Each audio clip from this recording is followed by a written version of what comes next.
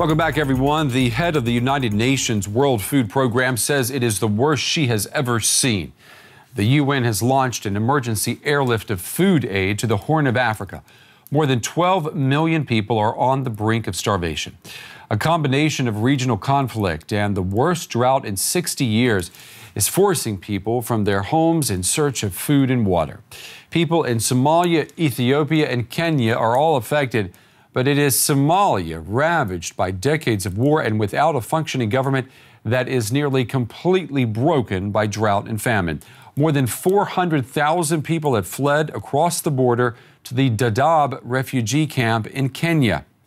And millions more are thought to be on the move in Somalia, fleeing both hunger and violence. Every day, thousands arrive in Dadaab.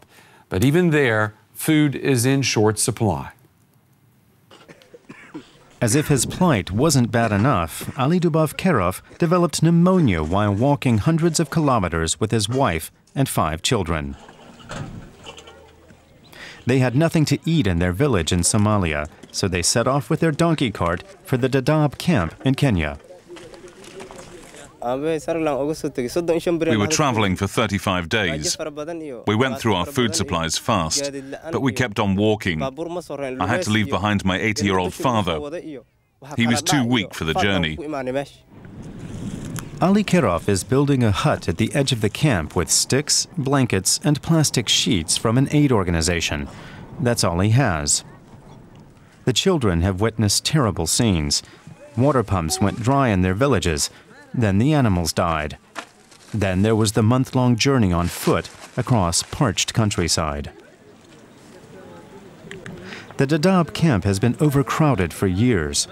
Now, in addition to refugees from Somalia's civil war, the site is also having to cope with tens of thousands fleeing starvation.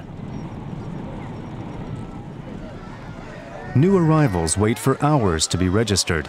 Food rations are distributed for 2 weeks at a time. Recipients have to show a ration card. It's a frustrating wait for Ali Kerov, who has already been registered but still hasn't received a card. He can only watch on as food aid is dispensed to others. It isn't much. Every 2 weeks, they get a couple of kilos of flour, maize, and beans. People told me you could get food here, but not for my family. We can't come back until next week, when we have a food ration card. Aid organizations are overwhelmed by dealing with some 1,000 new arrivals every day. On their way back to their hut, Ali Kerov and his oldest son walk down the camp's shopping street. People with money can buy supplies here, but Ali Kerov's family never had money. Back home, they traded their goats for maize and other staples. Here, they depend on handouts. They couldn't even bring a pot or a kettle to cook water with. We couldn't carry much. We came with only the clothes on our back. We had to leave behind everything else: bedding, clothes, and even cooking equipment. Ali Kerov and his family face an uncertain future. For now, they can't go back home to Somalia. Well, the radical Islamist al-Shabaab rebel militia controls large parts of Somalia, and they are refusing to let aid workers in. The militants claim that aid organizations are staffed with spies trying to undermine their authority. So many Somalians are fleeing the rebel-held areas and heading for the capital.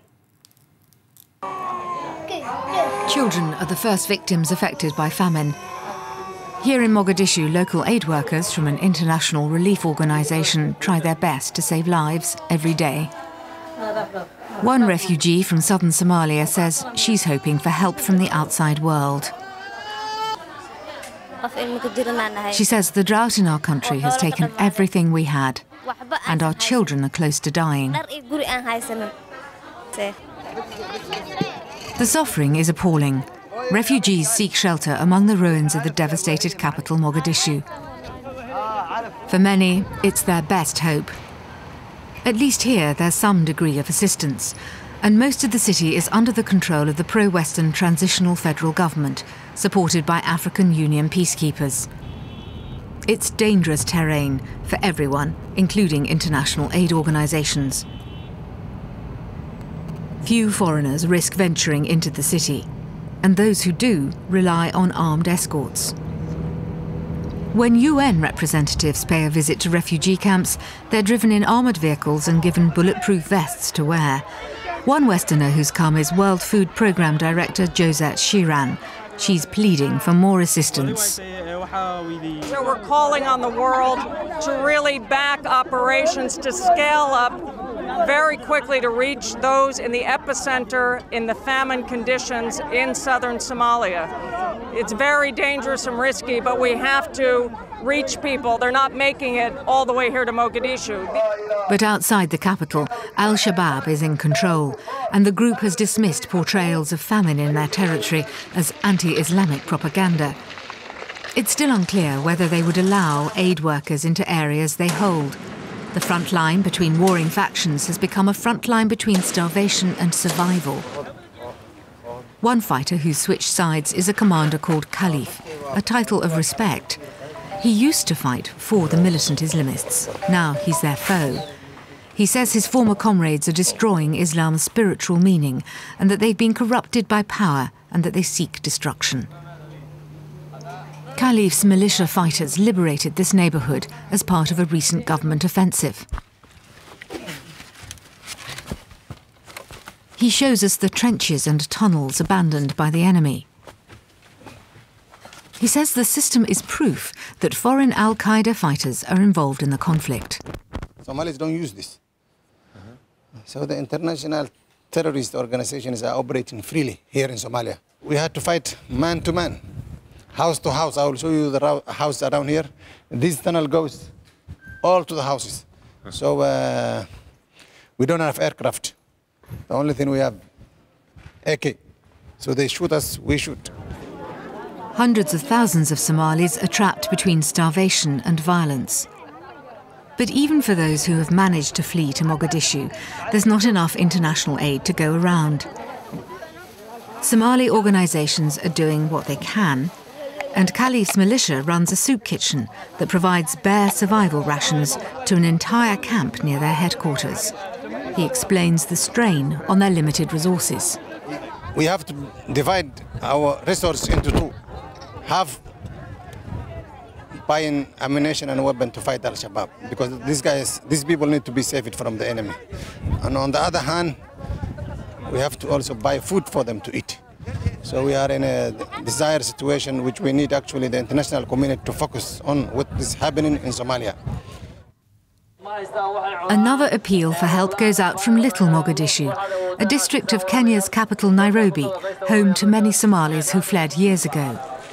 Now they're donating whatever food and clothing they can to help people suffering in their former homeland. I don't have much, but they don't have anything. So I've been coming every day and donating 10 cents. The UN estimates Somalia needs at least $300 million. And in Little Mogadishu, donors know every bit helps. And that has been our in-depth report on the famine in the Horn of Africa. I'm Brent Goff in Berlin. As always, thanks for watching and thanks for the company.